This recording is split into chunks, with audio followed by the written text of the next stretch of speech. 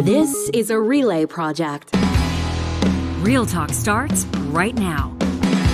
Here's Ryan Jesperson.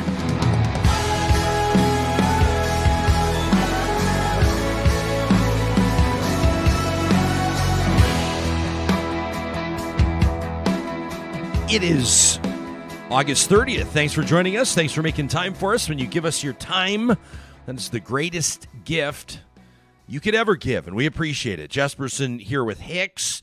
You rolled into the studio this morning with a major season-related announcement, and if folks don't know this already, when you drop this right now, you're going to change the trajectory of a lot of people's days. It is pumpkin spice latte. They are back. Put on your cardigan. Yeah. Halloween's coming. Yeah.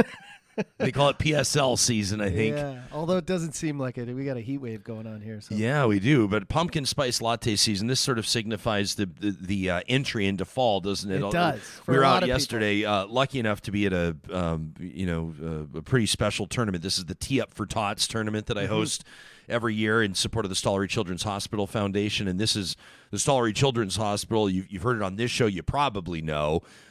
Providing, in many cases, life-saving resources, the best surgeries and some of the best health-related resources in Western Canada. They're flying in kids, from 0 to just under 18 years of age from northern BC, from Yukon, Northwest Territories, Alberta, Saskatchewan, even into Manitoba. So just an amazing group of people that operate with great conviction. They raise about $1 million a year. That's incredible. It was the 22nd annual tournament yesterday. They've raised $17 million. So they average almost $1 million a tournament. The point of this is to say, there's a lot of points. Just made some important points, I hope. But I was going to say, the fairways littered with yellow leaves. Oh, no. Yeah. Wow. Like all over the place. And so much so that one of the players in our foursome had to switch. He was playing the bright yellow balls. And he was like, this isn't going to work. And so he actually switched to some Real Talk Vice Pro Plus golf balls, nice. John. That I let him know later he could purchase those for himself under the merch link at ryanjesperson.com. But an amazing day on the golf course. Our friends at Dairy Queen were out there, the Dairy Queens of Northwest Edmonton to Sherwood Park, handing out blizzards. People were crushing blizzards. Yeah. And, of course, so many people out there involved to make this thing happen. So it was just a really special day. Charles Adler is going to be joining us in just a few minutes. It's a big day for him and his family. We'll find out why. And I'm looking forward to talking to him. Well, I don't know if I'm looking forward to it. We will talk to him about why Alberta is trending again. And, of course, it'll probably have something to do with what happened in Grande Prairie over the weekend. If you missed our conversation yesterday with Grande Prairie's Mayor Jackie Clayton, make sure you check it out. It's kind of in the week of mayors. We spoke to Mayor Alana Natchu out of Sturgeon County yesterday as well. Tomorrow, we're going to be talking to Calgary's Mayor Jody Gondek about a post that she put out on Twitter talking about violence and threats and vitriol and hate in politics. She really bared her heart in that Twitter thread, and Mayor Gondek will join us tomorrow. Today, it's Peterborough, Ontario's Mayor Diane Therrien that will also join us of Fuck Off, You Fuckwads fame. It was I was looking back on the calendar. It was 2 weeks ago today that Peterborough's mayor put that out on Twitter. Yeah. Essentially, these QAnon conspiracy theorists were doing their best to take over her city. We'll let her tell the story. I don't need to tell the story, but basically, these people tried to storm they started at the cop shop. And they were going to be their plan was to place police officers under citizen's arrest, which is just bonkers. And then they got upset that it didn't turn out the way they wanted. It's weird. It's weird that it didn't go exactly how they planned it would. But these are also the same people that are like not paying their electricity bills, not paying their hydro bills. They say that they're electing to not participate in society, but they're also very surprised when, for example, their utilities are being shut off when they don't pay their bills. So these maybe aren't the sharpest knives in the drawer. I joke. And I take it a little bit lightheartedly because I think otherwise it just sends me into a deep spiral. We talk about this stuff all the time, about what we're seeing in society around us and the conspiracy theories and the half-truths and the misinformation and the disinformation. And it just kind of drives me nuts. So we'll find out what it was that prompted Mayor Therrien to finally just say what everybody was thinking, which was, again, earmuffs kids, fuck off, you fuckwads. It then got to the point where so many people, those clutching their pearls, my cousin Andrew posted something on his social media today. These are the types of people I think we're talking about. Andrew was at the dog park the other day, and he posts 2 photos. He says, these are stickers on the same car. The one sticker says, fuck Trudeau, and the other sticker says, Central Church Parking, stall 051. And so these are the pearl clutchers that did not appreciate Mayor Therrien's salty language, apparently started flooding the phone bank at Peterborough City Hall. And so then she posts a subsequent tweet, which is amazing. I don't think I've ever seen anything like this before in politics. She basically says, hey, listen, if you want to take issue with what I said, she says to the peeps who are mad, this is a blue checkmark Twitter account coming from the mayor of Peterborough. She says, if you're mad about my tweet, don't call City Hall and be rude to my staff. You're mad at me, not them. Call my cell and talk to me directly. And she tweets her phone number. Open up a can of worms. So I see this. I've never met her before. I've never spoken with her before. And I'm like, is this really her phone number? So I text her. And I'm like, Mayor, I think I said, your worship. I said, I'm pretty sure your phone's getting flooded with messages right now. But I said, I sort of laid it out. I said, we're Real Talk. Here's what we do. I said, we'd love for you to come on the show. Now, it took a few days, as you might imagine. A lot of texts to go Can you imagine how many texts she must have got? Anyway, sure enough, a few days ago, she reaches out. She says, yeah, we'd love to do Real Talk. She says, she says, our team will be in touch. And so she's going to join us today. I'm looking forward to that. I want to ask her about the text, like what her inbox looked like. That had to have been just an absolute hot mess. We're also going to talk about something. I'm going to bring this up to Chuck in just a second. I don't know if you've heard about this. This is the Rage Index. Polaris Strategic Insights has come out with this. They're going to do this every month.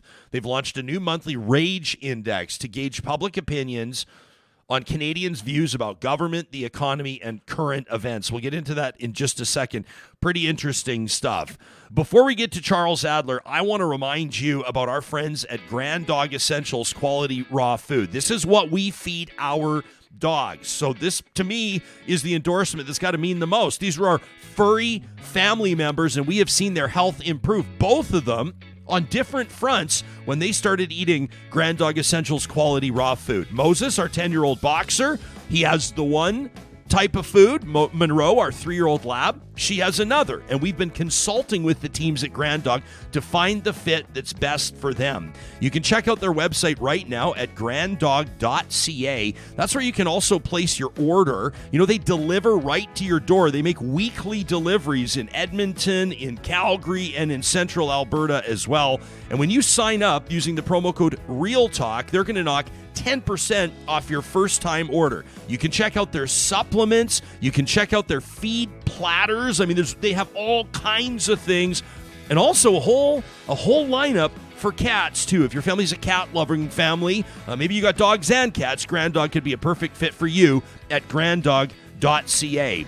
The Covenant Foundation Lottery early bird deadline is fast approaching. As a matter of fact, it's 2 days from today, September 1st. That's when you want to make sure that you have your tickets so you qualify to win that bonus prize. That's the Tesla Model S, or $100,000. And then, of course, there's the life-changing luxury that is this $2.2 million dream home, unbelievable palace on Hayes Ridge Boulevard in southwest Edmonton, almost 5,400 square feet. It comes fully furnished. I love that. If you're like me, you're going, when I get a 5,400 square foot home, if I win the lottery and I get this home, how am I going to furnish it? You don't have to worry about it. 30 years of life-changing wins. That is the storied tradition of the Covenant Foundation Lottery. You can get your tickets today at covenantfoundationlottery.ca or give them a call at 1-888-944-2774.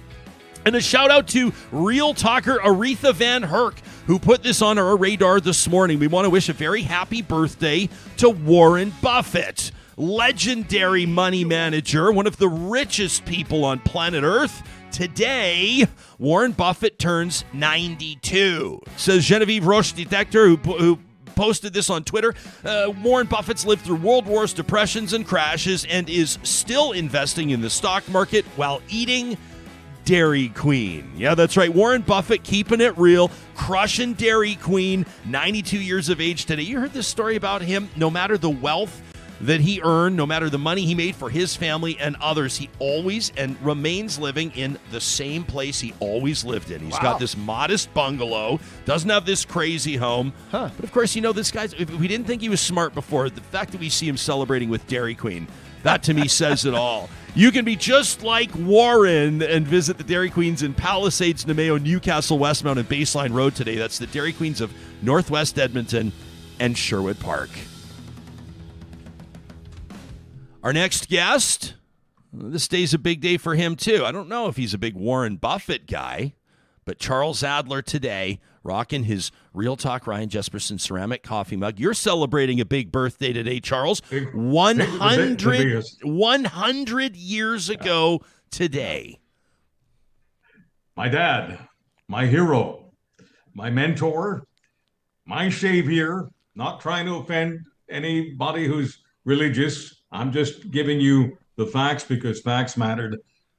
My pop, in a tyranny called Hungary, during an uprising, which was a threat in many ways to many people because the uprising was being put down, was being crushed by Putin's crowd, by Soviet tanks, and all kinds of other people who were involved in kidnapping and executing people. It was a horrible time, a bloody time, and it was bloody well time to try to make it out of there.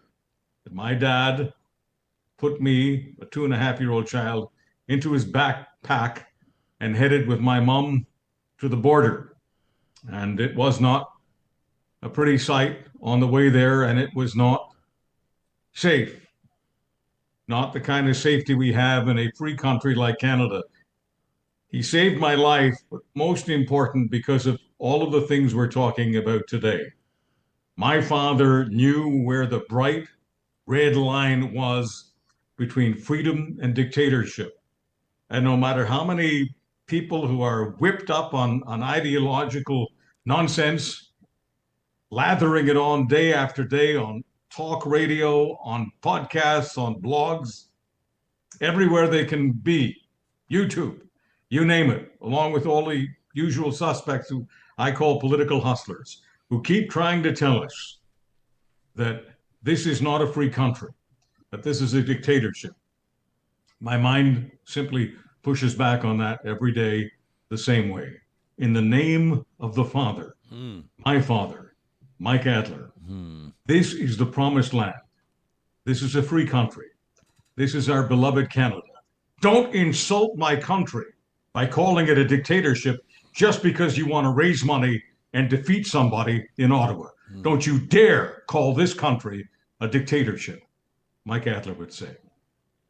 What was your relationship like with your dad in the height of, like, when you're hosting a nationally syndicated talk radio show, and oftentimes that would involve breathing fire. People would expect you. You had your moments of Canadian common sense. I mean, the branding was incredible on it. People would look to you. They did, Chuck, they do, for decades. For your opinions on things. I think that you, as a political and social commentator, have provided a lot of people direction. Was your dad always kind of that compass point for you? Did your relationship with him extend, like your personal relationship, into your professional life as well through the course of your career? My dad was my moral compass, but there's a dark side to a lot of stories, and a more difficult side. And I told this a few years ago when the RTDNA gave me that Lifetime Achievement Award, and I, did a perfunctory thank you to the various people in this industry who have been kind to me and opened up all the doors. And I prepared that text, wanted to make sure that everyone got their due, and then I, essentially just put it in my pocket and decided to speak extemporaneously, as I am now, about what the award really meant to me and what this career meant to me, because my career, all my life, in behalf of my father, has been a thank you card to Canada. That's what it's been, and that's what it is now. But it's also accurate to say that for a number of years, my father and I hardly talked at all. He was massively disappointed. My father wanted me to be an attorney. He would have wanted me to be a prosecutor at the International Court of Crimes. He would have wanted me to prosecute war crimes. War crimes stole his mom, dad, siblings, and many other members of his family. And he believed that I had the juice to be the kind of prosecutor who would bring justice to history. So my choice, my career choice, was, to be honest, to be brutally honest, a disappointment to him. And I didn't find out until he was in the last throes of Alzheimer's. Authoritarianism tortured him, but it could not kill him. Alzheimer's did that. And in the later stages of Alzheimer's, his caregiver, at a time when my father spoke not a word, told me that Dad pointed to the radio and spoke 2 words. My son. That is real talk. I've never heard you say that before. I really appreciate that, Charles. That's incredible. Well, Mike Adler, 100 years ago today, I think we can all celebrate that and celebrate the legacy that led to your long talk radio career. We're so honored to speak with you every week, Charles. You know, you were in transit. I was letting Real Talkers know yesterday you were traveling across the country, and we were getting messages from people going, "Where's Adler? What's going on? It's Monday. Where's Adler?"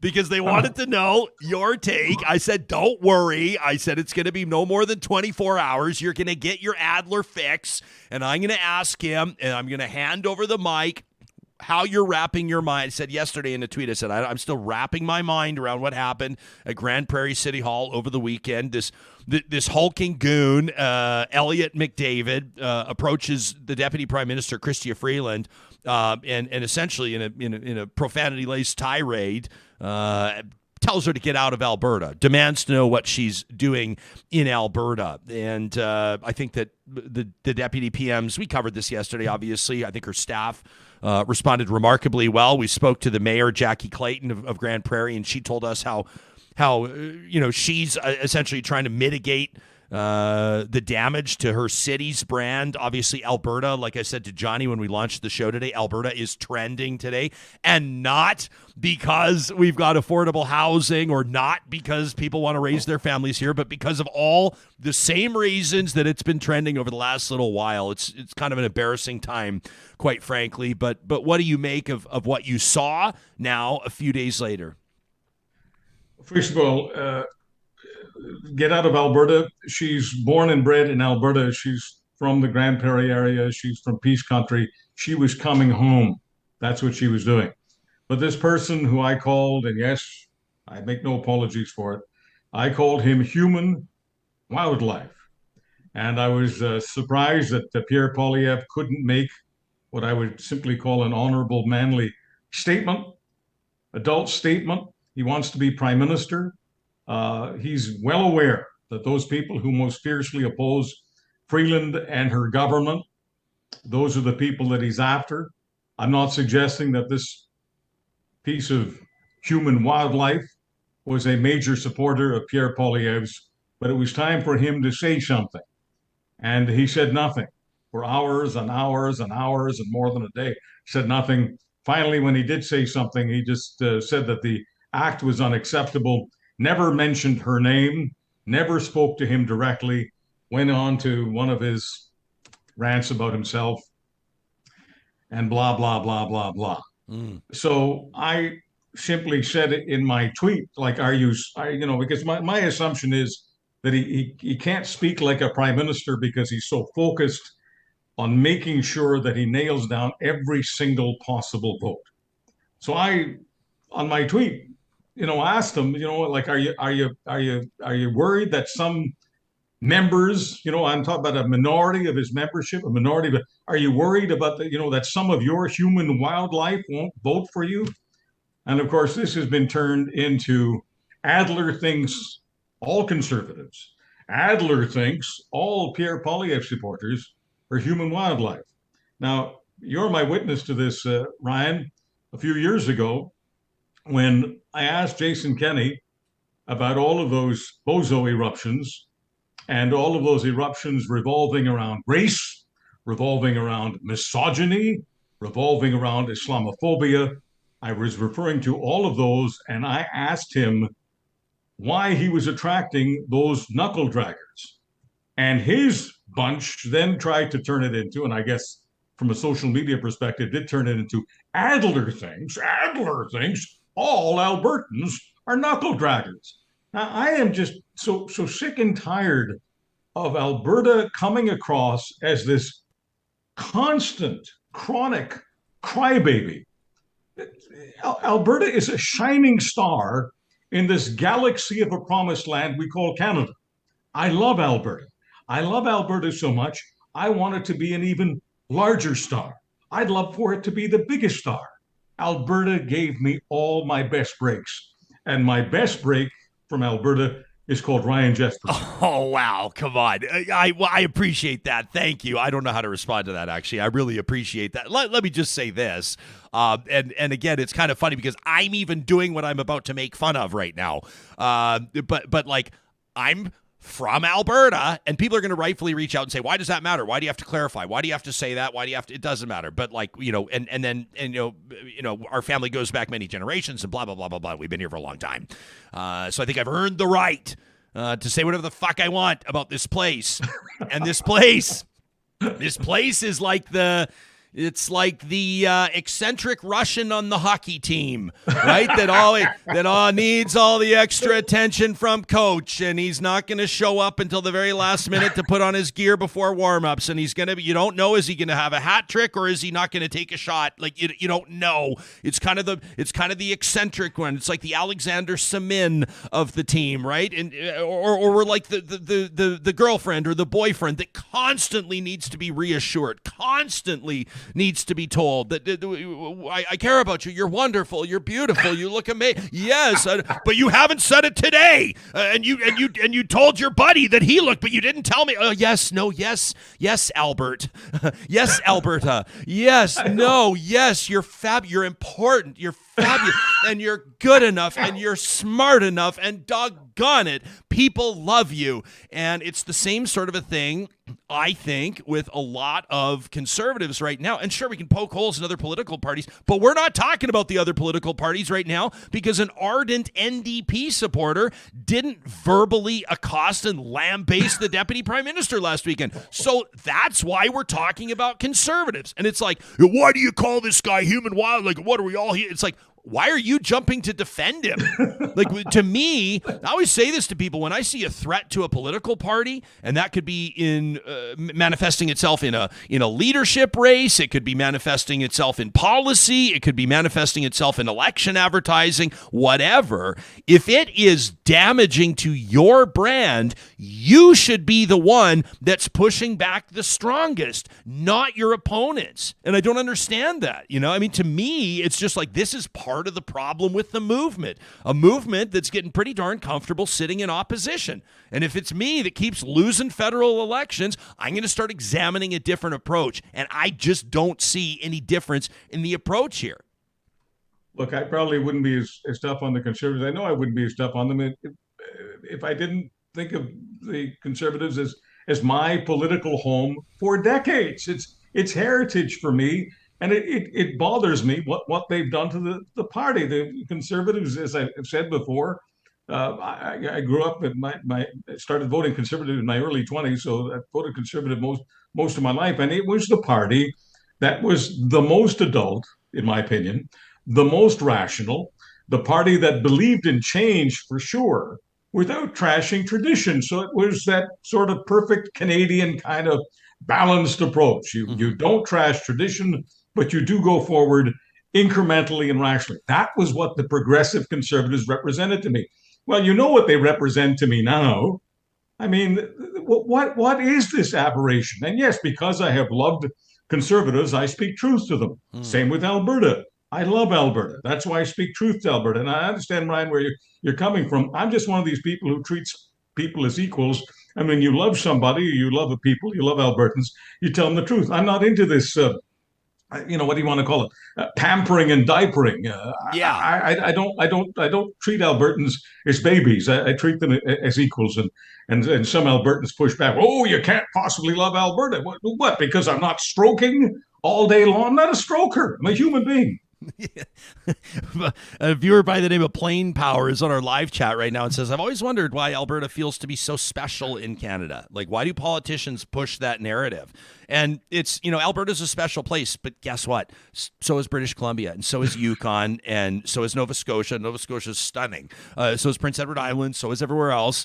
Ontario's going to be like, well, why didn't you mention us? No, Ontario doesn't care. That's the point. Ontario and Quebec don't care what any of the other provinces think about them because they're the eldest sibling. They have that confidence. But, everyone's like, there's this Alberta spirit. There's this Alberta entrepreneur. And I'm not cracking on it. There have been great things here. But, guess what?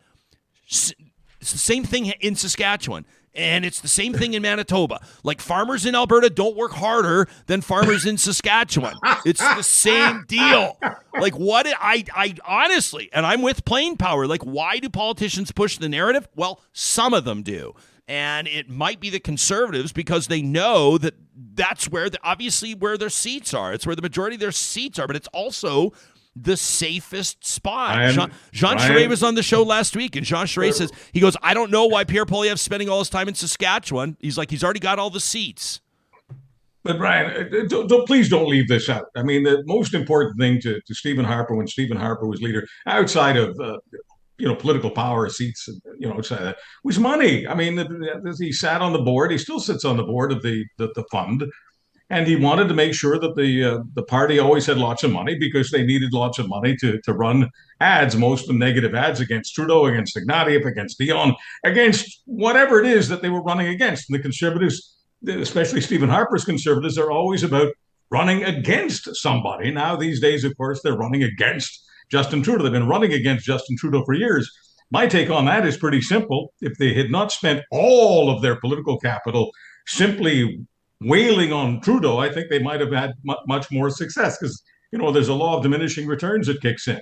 But money is important, and they raise lots of money, especially on the prairie, especially in Alberta. So never underestimate the importance of the stroking being connected to the clawing of dollars from that part of the world. And it's fair to say the same about, so-called conservative media outlets and the rage farming that we're learning a little bit more about. I teed this up, and I was curious to talk to you about this. This is a story just out this week. A group by the name of Polaris Strategic Insights. This is an interesting exercise. They've launched a new monthly Rage Index, and they're going to gauge public opinion on Canadians' views about government, the economy, and current events. And so for their first one, they surveyed just over 2,000 people, 2,013 people across the country. In its inaugural survey, the firm found that 83% of respondents, quote, feel angry about inflation. 79%, this is pretty interesting, 79% feel angry about gas prices. 64% feel angry still about last winter's Freedom Convoy and the Ottawa occupation. 57% angry about delays at airports. 55% angry about the housing market. And 45% are angry about problems in passport renewals. Now, it's funny until it's not funny, right? It's funny until that anger is channeled or directed into a scenario like we saw in Grande Prairie City Hall lobby, which could have been a lot worse. Quite frankly. Is an exercise like this productive, do you think, or counterproductive? In general, I think it's counterproductive because I think that it's this ugly system that basically transmits the message that Canadians are an angry people. That's decided social science. We're all angry. We're all angry all the time. We're just going to now discover what it is that we're angry about. You know what? We're not angry all the time. Obviously, if we're in an airport delay, a passport delay, yes, we get angry. But being angry from time to time doesn't mean that we're angry people. The people I'm talking about, the human wildlife, they are terminally angry. And the political hustlers, some of them happen to be conservatives, are wanting people to be terminally angry. If you want a significant group in Canada, you don't have to have the majority. You never have to have the majority.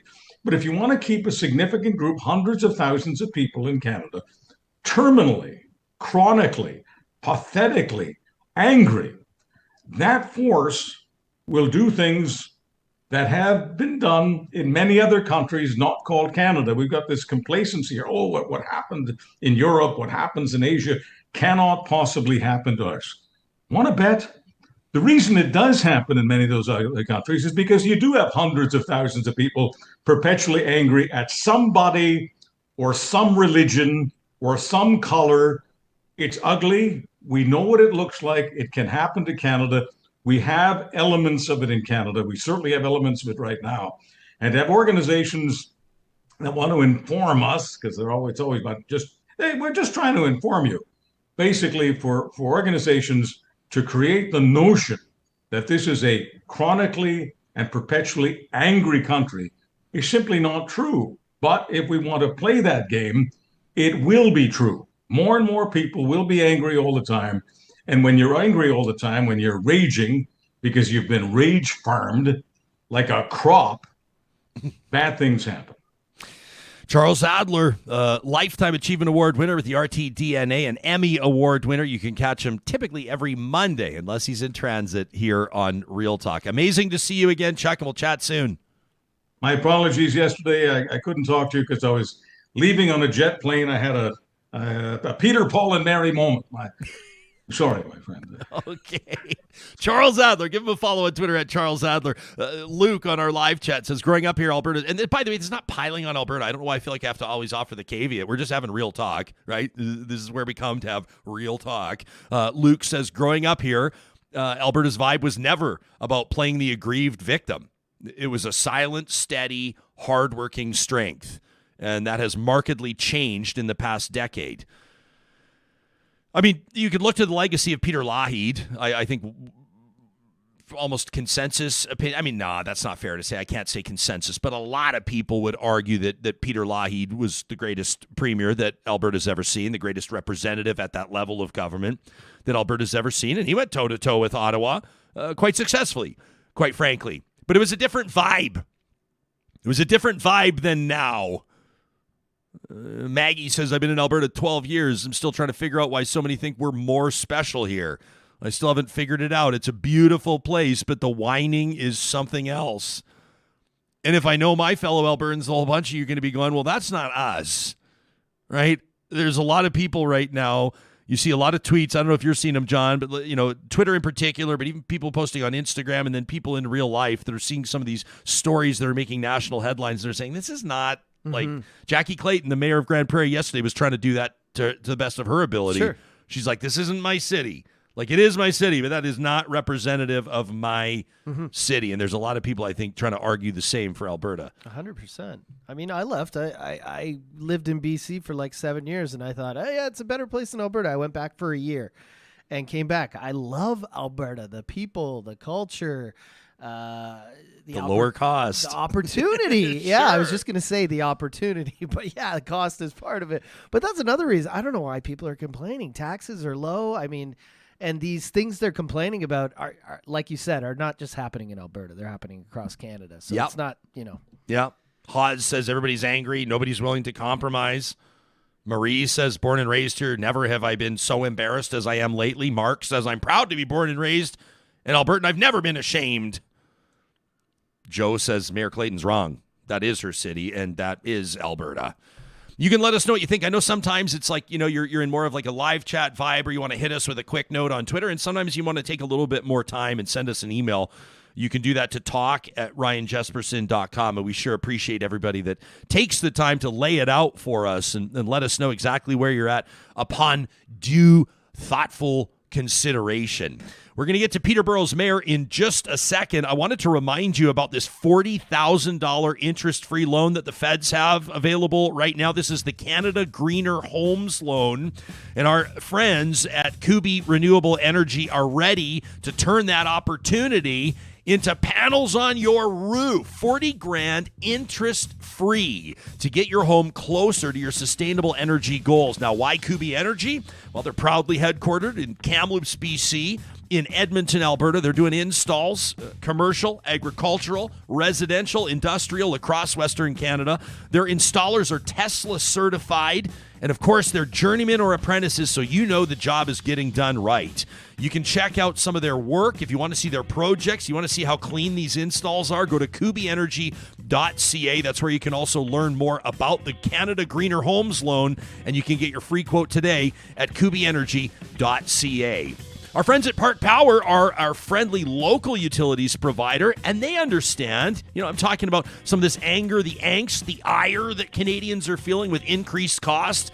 A lot of that is with utilities. A lot of that is with the stuff that you have to deliver for your family. You don't really have a choice, but it's getting more and more expensive. Why not compare rates today on electricity, internet, and natural gas? If you bundle all three with Park Power, you'll save on administration costs. And of course, a lot of people that are in touch with the show, I remember an email from Jill a while back. She says, my only regret about going over to Park Power is that I didn't do it sooner. She says the cost savings were immediate, tangible, significant. You can find out more at parkpower.ca. And don't forget, the promo code 2022-Real Talk knocks $70 off your first bill.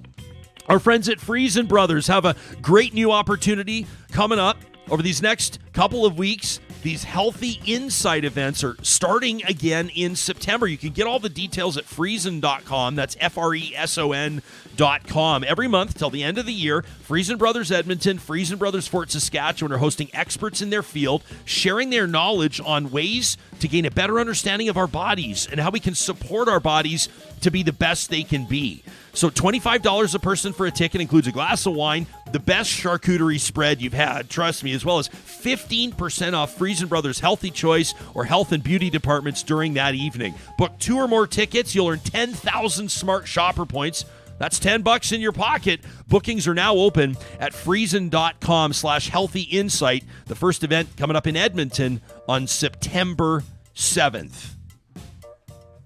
Well, I have been looking forward to this conversation for 2 weeks. You all, by now, know about Peterborough's mayor, right? I mean, Diane Therrien caught everybody's attention when her city was essentially, I can't say under siege. That's not the right way to put it. I'll let the mayor put it in her own words, but a bunch of conspiracy theorists were trying to take over. They were trying to arrest the police, to paint a picture here, and that's when the mayor pushed back, but not in your standard politician's playbook kind of a way.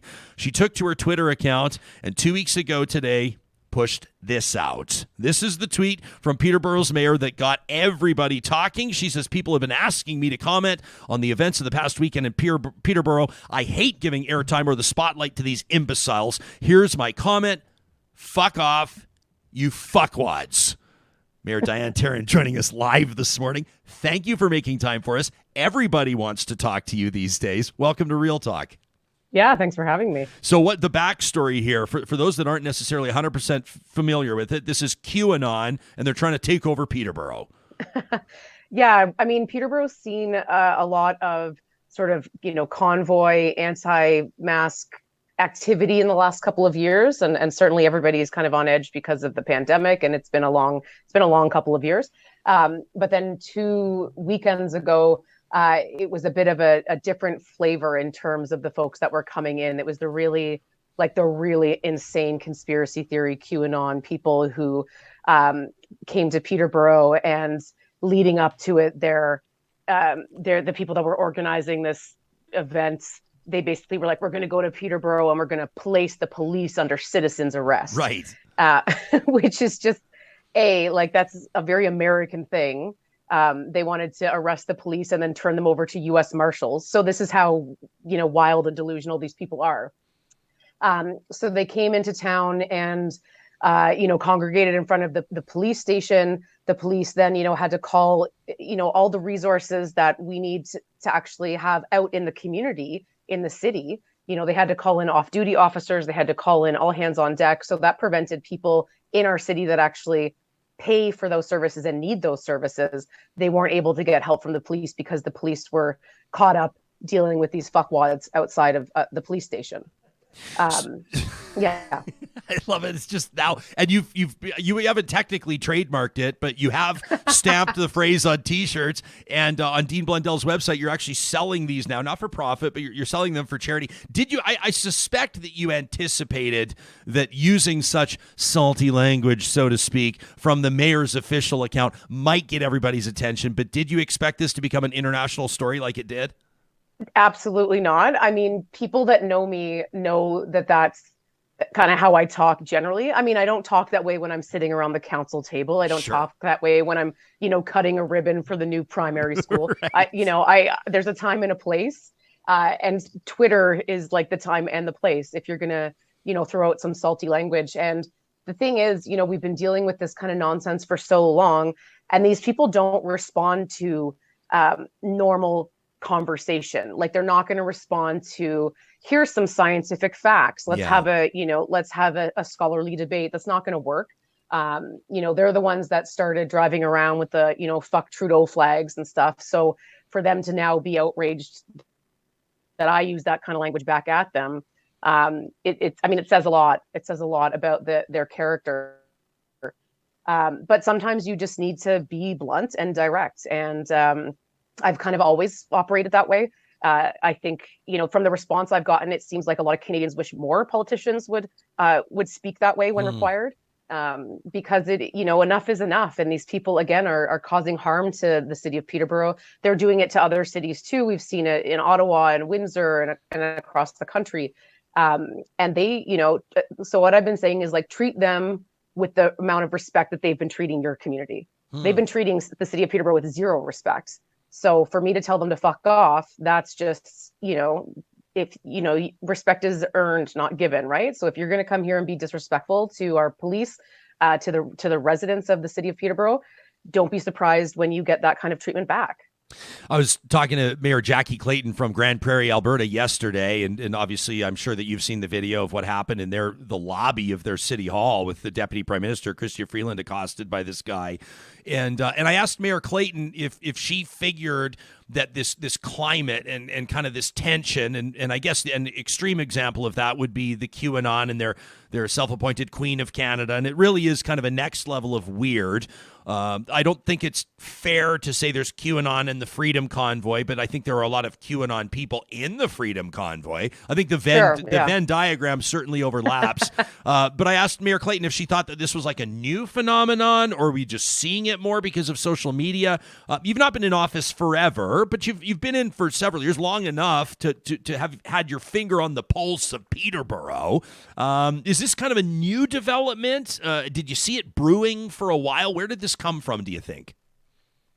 Yeah, I think a lot of it has to do with frustrations around COVID. We've certainly seen that be a bit of a catalyst for some of this behavior. I mean, there's, politics. There's always been a toxic culture in politics. You look back at the last 50 years. Politicians have been assassinated. Politicians have been harassed. This isn't something that's totally new. But I think that the toxicity around that we're seeing with QAnon and these kind of conspiracy theories, a lot of it has just gotten worse with the pandemic, and people feeling like increasingly isolated and feel like they don't, want to be told what to do, even though right now you're pretty much, if you're free to drive across the country and if you are able to go occupy the capital of Canada for 3 weeks, you pretty much got a lot of freedom. Yeah, no kidding. So it's a little bit of everything, and I think social media certainly exacerbates it to a whole different degree when people are able to be anonymous and just post random bullshit. I've never ever seen a politician put their personal cell phone out in a tweet that has like 13,000 likes, which means that thousands and thousands and thousands of people have seen your number. You said to the people who are mad about my tweet, don't call City Hall. Don't be rude to staff. You're mad at them, not me. Call me and talk to me directly. Your phone must have been a hot mess. Is it still? Was. Can you take us into what your inbox looked like? It's calmed down a little bit. It was one of those things where I did it and then I was like, oh, what have I done? But the thing is, it's true. Like, people were calling City Hall, calling the front desk, calling my assistants and berating them. And it's like, no, you're mad at me. Call me directly. So I had oh my God, I couldn't even keep track. The phone was just like going, going, going. But the vast majority, literally 95 to 98% of the calls and the text, you wrap it up. And then there was the small minority of people that were like, I can't believe you used that language. Fuck you, you know? Sure. I was like, okay, so that's fine. But overall it was, I had calls and texts from like every province in Canada, like Detroit, Boston, New England, Florida, like wild, you know, people that reaching out and just saying like, thank you. It's so nice to have a politician that is speaking in plain language in the terms that these people can actually understand. Yeah, there's I don't think it's a new breed of politician, because I think that there have been dynamic political leaders that have connected with people, obviously, through the years. I mean, for millennia, quite frankly. But you know, there's something about a politician that keeps it real and that says what people are thinking and that's not afraid to, like, what's that phrase? Like, sing like nobody's listening, dance like nobody's watching, but just is like they're one of us. Like, they fold their laundry too. They go to the grocery store too. And there is that kind of a trend in politics that I think people, myself included, when you see it exhibited, because like let's say you're not seeking re-election, so that makes it kind of interesting, and I want to ask you about that. But you still took it. You took a calculated risk, and any politician, or for that matter, any business leader that does something that steps outside of the norm, out of the safety zone, they take that political risk. And I think that it provides, I think, for a lot of people, reason to believe that there still can be authenticity in politics. Mm-hmm. Well, you know, that's part of how I got elected back in 2014 to council, was like I knocked on doors and just talked to people. I said, and I had only lived in Peterborough for like 3.5 years at the time. And I knocked on the door and I said, hi, my name's Diane. I'm running for city council. And I want to know like what issues are important to you, rather than a politician coming in and being like, I have all the answers, listen to me. Because I don't. I've never claimed to have all the answers. But I think that the other piece of it is that we're so tired of politicians always like trying to please everybody and sitting on the fence and not wanting to offend, you know. And it's like, if you're in politics, you know you're never going to make everyone happy. So don't even try. You just kind of have to own, you know, what makes you a good politician. And I think part of it is, like I've always been, I was elected, I was 28 when I was first elected, I was 32 when I was elected to the office of mayor. And so people still were, you know, like, what's all this? You know, I'd go to events and they'd be like, oh, we're waiting for the mayor. And I'm like, I'm here. And they're like, oh, that's not what we expected. It's because I'm not an old white guy in a suit. You know, and I don't come from a political family. I don't come from a wealthy family. And so I think it's also like changing that narrative around who belongs in politics and who should be in politics. You know, I didn't go to private school like half these conservative MPPs, you know, like I went to public school. You know, I had my first job at 14, and politics is just sort of something I fell into. And so I think it is important to normalize the fact that people, lower income people, young people, you know, people that are living in poverty, they all belong around the table too. You know, we need to change this idea of who deserves to be in politics and who deserves to be elected. I think you're bang on, but I'm also concerned that a lot of people see what politicians are subjected to and they wonder, why on earth would I put myself into that line of fire? And I don't mean it literally, but, you know, at the same time, and then people, I mean, we could get into all different kinds of angles on it, but, you know, people say, quite frankly, it's not worth the money. A lot of people go, I can make more in the private sector with what I bring to the table. Do you share that same concern? Oh yeah, absolutely. I mean, counselors in the city of Peterborough are like ostensibly part-time. It's been that way for a while, and we have this debate basically every term of council about increasing the pay, giving people benefits, and the people that argue against it are the older guys that have, you know, that retired with a pension and benefits, so they don't need one from this. But for young people, for single parents, for, you know, lower income people, it's not worth the cost benefit analysis of the amount of time that you're expected to put in, never mind all the abuse that you have to deal with. For a lot of people, it's just not worth the money. And you don't want people doing it just for the money, but you also want to make it accessible enough so that you don't just have people from rich families or people that are retired with benefits, because that's, you know, historically largely what we've seen. I got an audience member making an interesting comment here, and I don't want to. I was going to read it after the interview, but I don't want to speak on your behalf. You take this one on. He says, Mayor, he says, I don't disagree with her goals. It's nevertheless fascinating to me that the guy in Grande Prairie gets roasted for using offensive ad hominem, while this lady gets treated like a hero for doing the same. In your words, how would you reply? Yeah, I mean, I don't know. Well, the Grande Prairie guy, who was accosting right, Freeland. The guy that called Freeland to drop the C-bomb and told her to get the fuck out of Alberta. And I mean, I think it's different when it's, like a personal attack like that. They obviously were waiting for her in the hotel with the intent to just kind of tell her to fuck off.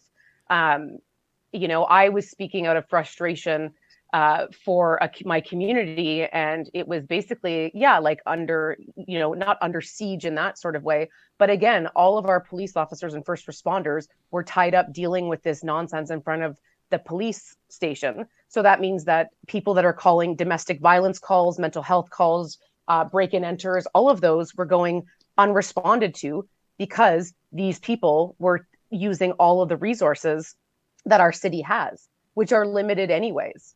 And so, there is a level of frustration when there's a group of people that are so delusional and so entitled that they're going to come into a city and try to arrest the police and then again tie up all of those resources.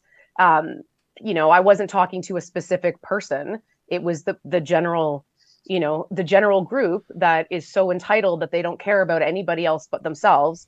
And so, again, tying up all the police resources. Meanwhile, we have people trying to get police to come help them get out of a domestic violence situation. Yeah. But no, can't do that because these guys want to try to bum rush the police station. Why do you think? Why Peterborough? What am I missing? Why are they all gathering in Peterborough?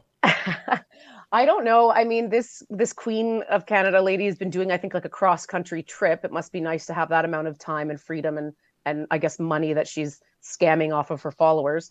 I mean, we've had a few instances of it, like kind of, sprouting in Peterborough. And again, we don't have the monopoly on crazy. I talked to other mayors and other communities and it's happening there too. But it just seems to be like there's a few instigators here that then try to bring everybody else in. And because like previously they hadn't really had any consequences. So, there's been, I think, 6 arrests or charges out of what happened a couple Saturdays ago. So finally there's some actual consequences for these actions because these people, I think, are not used to having that.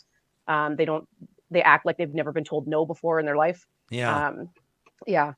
You could ride this wave of popularity to a guaranteed re-election, but you're not pursuing it. Can you give us some insight into why and maybe what your future politically or otherwise might look like?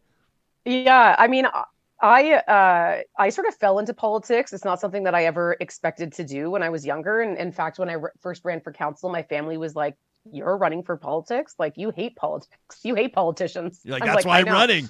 That's why I'm running. Yeah. But that was basically it. Like, I ran because I saw who was around the council table in Peterborough at the time. And I basically was like, I could do that job and I think I would do it better. And so, and then I ran for mayor in 2018. Again, people were like, "You're never going to win. You're too young. You need to wait your turn." And I was like, no, why? But it's been a struggle. I mean, the pandemic obviously, threw a whole wrench into this term. When we campaigned back in 2018, nobody foresaw a global pandemic that was going to sort of take over much of the term. There still is a lot of, old guard Peterborough that doesn't like that I'm not from Peterborough. They don't like that I'm a young woman. The other 2 progressive women on council are not running again either, which again speaks volumes about the culture at City Hall and the culture around the council table. But there's some great candidates running in the upcoming elections. So all is not lost. But again, like I've done 8 years around the council table, which is more than most people have. And I know it seems ironic because of all this stuff that's blown up in the last couple of weeks, but like I do want to be out of the public eye for a little bit and take some time to just, do what I want to do rather than have to be on 24/7, which you do, especially in a town as small as Peterborough. Even when I'm walking the dogs, I'm like, people want to talk about potholes and taxes and all that fun stuff. Oh yeah. Which again, I love, but I also need a little bit of respite from it. Well, yeah, and I mean, you've people should follow you on Twitter at Diane and Therrien. You're one of your most recent tweets. You share, and we were going to pull the video, but she's obviously speaking in her native tongue, and so people can check it out. Though Finland's Prime Minister Sanna Marin, this has been such a bizarre story. I know the criticism she's faced. Like first, there's like some video of her dancing with her friends. I know, and her Some people don't like politicians to be normal, especially when we're young women. Yeah, we're supposed to act a certain way and talk a certain way and not have fun and not be normal, which I think again is bullshit. And so that's part of where we're trying to challenge this narrative. I mean, I think you shouldn't elect people that don't dance. Dancing's the best. I agree. Stop electing stodgy old dudes that can't cut a rug. Yeah, exactly.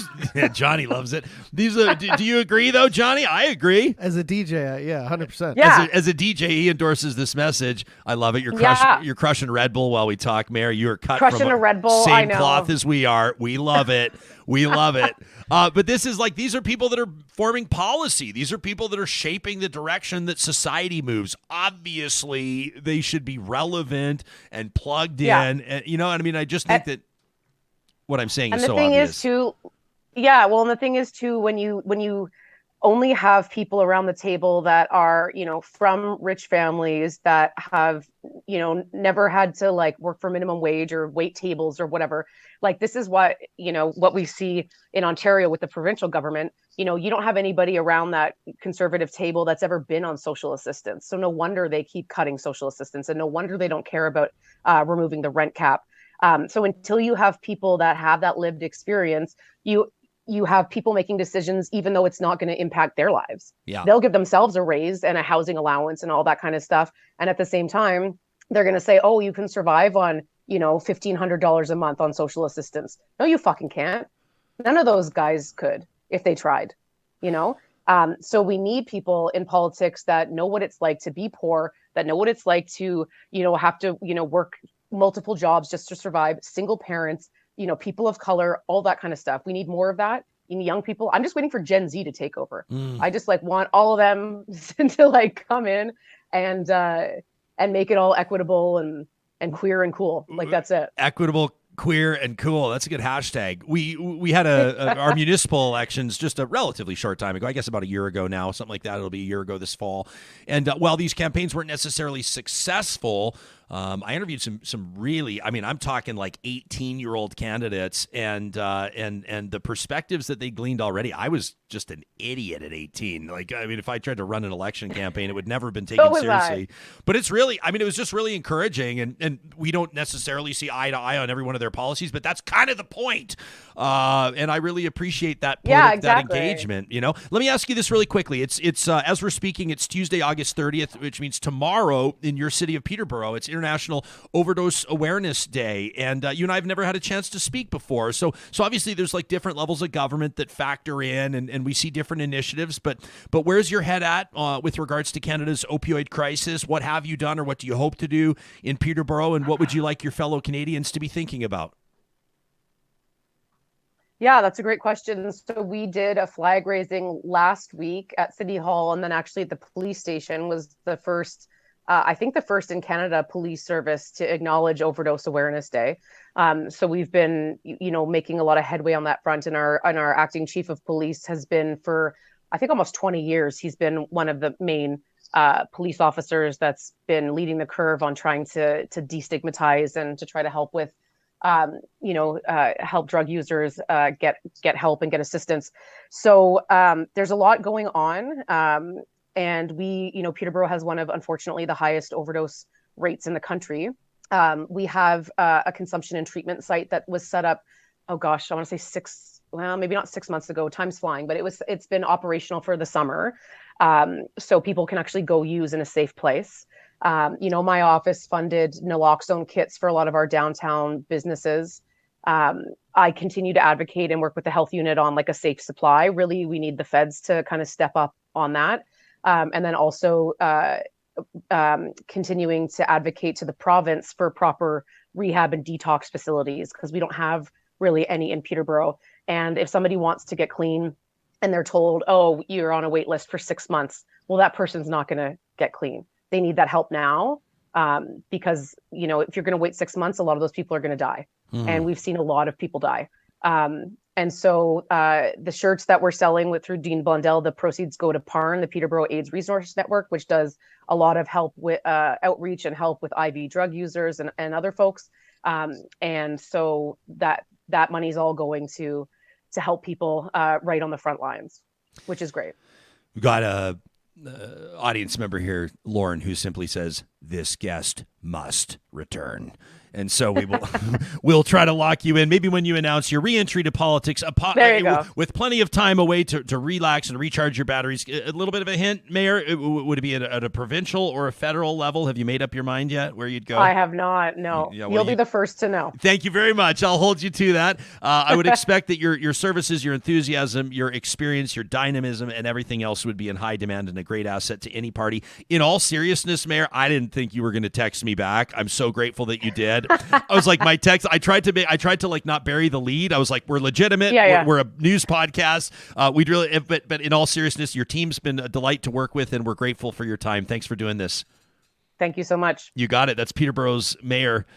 Can I say Diane fucking Therrien? I love it. I don't think she'd care. She's great. Yeah. She's like, I barely know her. She's one of my favorite politicians. Peterborough's a great place. Like, you know, I grew up in Ontario. Give us some insight into Peterborough. Until I was about 20. Well, all the little boroughs, not to use a pun, in Ontario are just amazing. Like Peterborough, Port Hope, Orono, Newcastle, which is now part of Clarington, but they all have this amazing, small town vibe to them, but they also have that, like she said, old stock kind of Ontario folk who are used to living a certain way, don't want things to change, but status quo. The unfortunate truth is, like, the young people, 25 to 45, are powering the economy. And like she said, like, she's waiting for Gen Z to take over.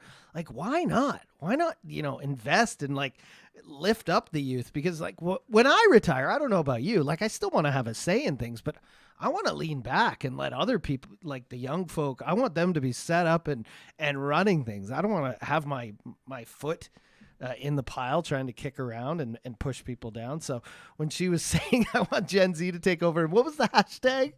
I just remember the queer part. I don't remember. It was a great try. Yes. Yeah, the three-headed monster of any good election platform. You want to have three. It's like you talk to anybody from a faith background, anybody that does any preaching of sermons or anything like that, and you always want to have 3 points that you hit. I always think when I do public speaking, I'm going to tell you what I'm going to say it, and then I'm going to tell you what I just said. Yeah. And that's kind of how you approach a speech. But I love this. Rose just says, wow, thanks for all that she does for her community. And it sounds like that's not Rose's community, but Rose still recognizes the value that comes with that. I love this from Lauren. Definitely a person I would want to crack a beer with. No kidding. She's a person I want to crack about 12 beers with. Like, 100%. Let's go. That was great conversation. I really appreciate that. That's Peterborough's Mayor Diane Therrien, who's obviously been in high demand interviewers across the country. You don't see elected representatives just telling people to fuck off. But like, they're getting told to fuck off on a daily basis. So, sure. So like, why not? Yeah, and I don't want to pile on Haas. I don't know that we need to spend too much time on this, but I think that the comparisons are just like apples and golf balls, buddy. Like, I don't think that some guy with, I don't know if it was a buck knife or what it was on his belt, rolling in, dropping the C-bomb at the deputy prime minister, coming at her shoulders up, trying to get her into the elevator, compared to a mayor being like our city hall, our police headquarters right now. There, people try to citizens arrest the cops. There's domestic violence calls that can't go answered. Cops are coming in on overtime, off duty to manage the city. I just don't even think that it's, let me put it this way. Haas and we've never met, but Haas has been a loyal listener through my different careers, and we've always had sort of great debates virtually. But in this one, I don't find that question or that comparison to be in good faith. Donna says, yeah, nobody can fight the youth. They will inherit the world. Mm-hmm. I wish I had the quote in front of me. There was this, I think it's a Hawaiian proverb, if I remember correctly. I learned it, or at least I first heard of it when we were in Maui many years ago. And somebody said to me, what was it? It's like something like the next generation, what is it? That they don't inherit the earth from us. We borrow it from them, was basically the gist of it, right? Yeah. It's not ours to bequeath upon the generations that come after us. We're borrowing from those generations. Ultimately, it's theirs. And there are some interesting dynamics with every generation, like you talk about like Gen Z or Millennials or Gen Xers or whatever, baby boomers. There are kind of trends that don't apply to or fit everybody from that generation. But Gen Z, as much as we know about Gen Z to this point, is not the generation that is content, happy, or willing to sit around until they turn 55 to be able to take over and start calling some shots. It's 100%. a generation that wants to be involved in policy formation, in administration, in leadership. Yeah. And they want it quick. And I love it. It's weird getting old. not to damper the, but when you finally realize you're kind of separated from the generations after you, like, I'm millennial, but now I feel like I don't exactly connect with Gen Z. You know what I mean? Yeah. But I'm excited for them. But I hate the people. They're always getting kicked. They're too much screen time. They're lazy. This and that. But it's everybody like, said that about every generation after them, right? It happens every time. Gen X was like, these guys don't know the value. You had to walk to school, uphill both ways and driving snow. And then it was like millennials. Everybody thought millennials are lazy. Now everybody thinks Gen X is lazy. I'm It's just sorry the we same- built better transit systems. I'm sorry. or transit systems at all. Yeah. We're going to be getting to, I've been promising you that we've got these emails, and the problem is we just keep getting these great interviews, and so we haven't had time, but I am going to get to an email from Chris. Coming up in an email from Chantal in just a second. Chris is talking about gun control in Canada. Chantal's talking about her industry. She's a crane operator, and chances are she's hearing her name right now from high atop a crane. She says she listens to Real Talk while she works, which is amazing. She wants to talk about the dynamic of being a woman in a typically male-dominated field. That's coming up in just a bit. Every Tuesday, our friends at Leading Edge Physiotherapy give us a chance to focus on some innovation. And sometimes it's a person. Sometimes it's a group or a charitable endeavor, and sometimes it's a thing. And that's the case today in this edition of The Leading Edge. Check this out. This is something you can hear about on the podcast, sure, but you have to check this out on YouTube. You have to see this on camera. This is the TRV Chair. Vertigo. If you've ever lived with vertigo, it's a horrific reality. The sensation that you or the environment around you is moving or spinning. Obviously, majorly problematic. Well, the TRV chair uses this perfect balance with different weights. So an examiner, for example, at Leading Edge Physiotherapy, can move the patient in three-dimensional movements to get a detailed examination of the vestibular system. And what you're seeing right now, we want to show you some photos. This is the very first TRV chair in Canada. The very first one in the country, and it's just been installed at Leading Edge Physiotherapy's brand new location at the Royal Glenora Club in Edmonton, Alberta. This is Taylor Gray that's checking this out, and he's a vestibular therapist, an innovator in the treatment of vertigo himself. The TRV chair is dramatically changing not just the examination, but the potential treatments for people experiencing vertigo around the world. The first chair of its kind in Canada is at Leading Edge Physiotherapy, their brand new Royal Glenora location. The TRV chair is in the spotlight in this week's edition of The Leading Edge. Presented by Leading Edge Physiotherapy. Life shouldn't hurt. We spoke to Rod Giltaca last week, and if you missed that interview, I encourage you to check it out. Rob is a gun lobbyist, and I asked him, with the Canadian Coalition for Firearm Rights, if they were essentially the Canadian NRA. And his short answer back, my paraphrase of his answer back, was that we're a little bit less, He said we're a little bit more logical, I think was the word that he used, wasn't it? He said we're a little bit different than the Canadian NRA. He said, but we are concerned about Canadians' access to firearms, their rights when it comes to owning firearms, and some of the political policies, especially with the federal government that they see rolling out. Of course, this is in the context of that big inquiry, the Mass Casualty Commission into that horrific mass killing in Nova Scotia back in April of 2020. And so we talked to Rod. I encourage you to watch the full interview. But before we get to the email from Chris here, I wanted to remind you just a little bit. Here's what Rod had to say. We are under full attack, and we have been since the Liberals got into power. Canadians have owned firearms in this country since before Canada was a country. And as it applies to handguns, even, we've owned handguns for 100 years. This firearm ownership and sport shooting and hunting and recreational shooting, this is nothing new. Nothing has changed. There's almost virtually no connection between licensed gun owners and firearm-related violence. But this particular set of politicians that are in power right now want to create this connection, want to use us as a way to divide Canadians and use gun owners as the boogeyman and mobilize their base by saying, hey, we're going to crack down on all these people that aren't responsible for firearm-related violence. I mean, this has just got to stop. And I mean, it's not only gun control, right? It's a lot of different aspects of our society where we've experienced this division, this pitting against each other for political gain. It's a strange time. That was Rod Giltaca on this show last week. And of course, you can check out the full interview anywhere you get your podcast, or just check out our YouTube archive. So Chris sends us an email to talk@ryanjesperson.com. He says, first, I've been listening to Real Talk for quite some time. I want to thank you for providing a platform for all kinds of viewpoints and important discussions. Chris, wouldn't be here without viewers like you. He says, I've thought about emailing a few times on topics I feel strongly about. This time I couldn't hold back. And I wanted to respond to your guest, Rod Giltaca, on gun control. It really struck me when Mr. Giltaca dismissed the toxic gun culture in the United States as something that doesn't exist or can't exist here in Canada. Respectfully, has he been living under a rock? All he'd have to do is take a look at some of the commentary on his own Facebook page, the Canadian Coalition for Firearm Rights. I am a military member, says Chris. I'm a PAL holder myself, so Chris has the license that he needs to own firearms. He says, so I belong to quite a few Facebook groups that are all about firearms. These groups are filled with people advocating for overthrowing government and repeating extreme rhetoric like hang Trudeau. In other words, a lot of people who shouldn't own firearms. Chris says, I can't say if any of these people are actually gun owners, but if they belong to firearms groups, they at least want to be.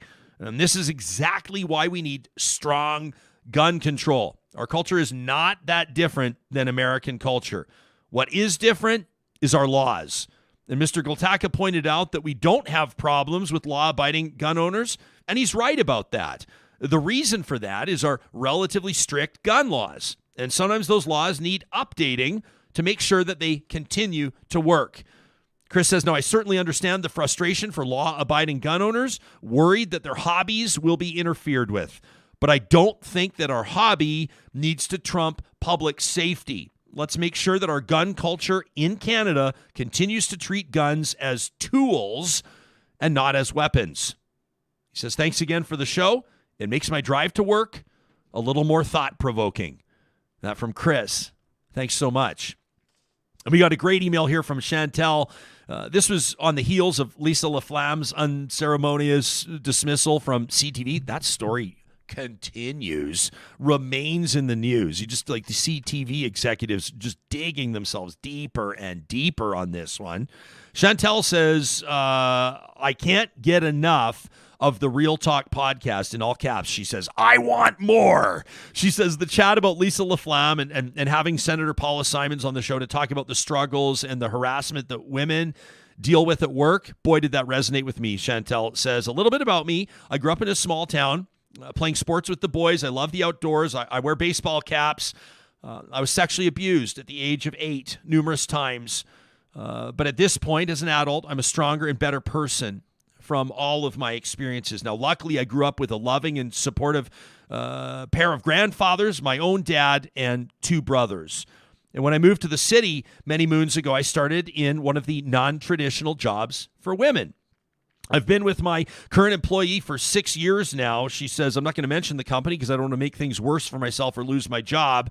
But to help you understand better, we have 270 men employed and 12 women. But the 12 women, myself included, are told on a daily basis we don't belong there. And we're subjected to sexual comments and, quite frankly, harassment. I was getting text messages, says Chantal, from an unknown number, very derogatory, undeniably sexist.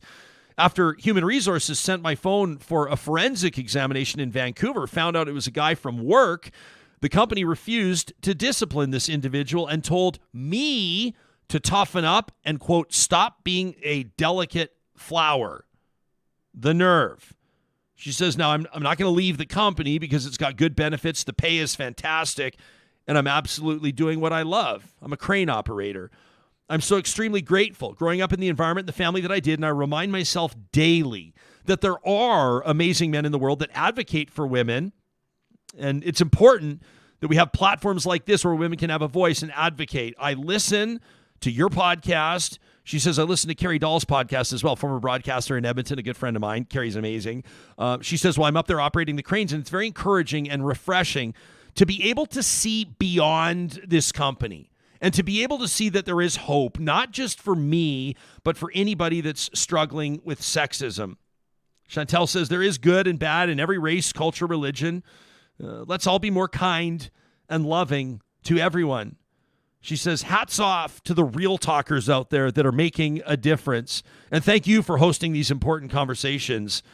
She says also, I mentioned I love ball caps. I'd love to buy a snapback real talk cap. I just can't find the link, she says. Not from Chantal. Just go to ryanjesperson.com, click on merch, Chantal, and that's where you can find it. I'm so grateful for you sharing those thoughts with us, and thanks for listening while you work. To everybody that listens on your way into work, at work, or your way home, it means a lot to all of us. We care about what we're doing here. We know that these conversations are important, but without you, our audience, without you liking and sharing our content, rating and reviewing our podcast, telling your friends about it. We got a photo from somebody the other day. They were at an amusement park with their family. They're repping their Real Talk hat. That means the world to us. We want to get these interviews and these important conversations in front of as many people as possible. I'm already seeing some of you right now on the live chat encouraging Chantal to start looking elsewhere for work. I'm sure there's got to be a crane company that could have a bit better culture. Wouldn't you think? There's got to be one 100%. Out there. Hey, maybe Chantal can start up her own company. Oftentimes, this is how that happens, right? In the face of adversity, boy, oh boy. Right? They oftentimes say that the most fertile soil is one that has recently seen wildfire tear through it. Oh. Is that what they say? I think that's accurate. These conversations happen because of the support of amazing partners like the family-owned Eden Landscaping. You know, pretty soon that ground is going to start to freeze up, my friends. Don't shoot the messenger. It's just a fact. And that means that if you're looking to run a natural gas line, maybe from your meter out to the garage so you can put out a heater, maybe a natural gas heater on a thermostat so you don't have to warm up the vehicle and let it idle at $2 a liter gas, right? Makes more sense now than ever before to hire a team like Eden Landscaping to do that excavation for you. You've still got time. And maybe it's an outdoor kitchen you're looking to do. Maybe a retaining wall. Maybe you want to talk to Mike and his team about getting a water feature installed for early spring next year. Now's a great time to reach out to landscapeedmonton.ca and make contact with them. You can learn about the company, browse their services, and even check out their portfolio. The proof is in the performance with Eden Landscaping.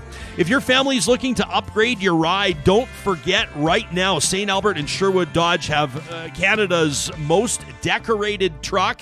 This is the back-to-back-to-back Motor Trend Truck of the Year, 3-time defending champion. That is the Ram, and you won't find a better selection than you will at Sherwood and St. Albert Dodge. Right now, you check out their website, you can get 0 0% financing for 60 months and up to $6,750 in total discounts. On select models for eligible owners, up to $10,000 in total discounts. Why not get into a four-wheel drive before the snow flies? You can do that at Sherwood and St. Albert Dodge. Our friends at Apex Automation want to remind engineers across the country that if your company doesn't value what you bring to the table, if you're working for clients that don't appreciate what you're doing to give them back their time, it could be time for a move to Apex Automation. There's a reason why their team has grown more than 300% over the last couple of years. It's because more and more people are valuing the workplace culture that Apex Automation is all about. You can provide intuitive, fully autonomous solutions to industry as part of a team at Apex Automation. Check them out online today via the sponsors tab on our website, ryanjesperson.com. And it will be an early Trash Talk this week. Trash Talk's going to be coming at you on Thursday because we're off Friday. We're off Monday for Labor Day. Trash Talk is presented by Local Environmental Services. You have until Thursday morning to send us your rant, your rave to talk at ryanjesperson.com. Local Environmental Services has been keeping it local for a quarter century. Family-owned, operating in Alberta and Saskatchewan with services like vacuum trucks, fencing, portable toilets, water hauling, and of course front load and roll off bins. If you're going to be doing a fall yard cleanup, if you're still going to get that roof replaced or reshingled before winter, you're going to want to get a bin from Local Environmental Services. You can request a quote today at localenvironmental.ca. Coming up on tomorrow's show, this week of mayors, I guess, it's unintentional, but it's the way it's playing out, will continue with Calgary's Mayor, Jyoti Gondek. She's going to talk to us about something very personal, the stuff that she shared on her Twitter thread the other day after that incident at Grande Prairie's City Hall. We want to get as many angles on that as we can. Plus, Max Fawcett is going to fact-check the whole Alberta climate police thing that Justin Trudeau wants. We'll see you then.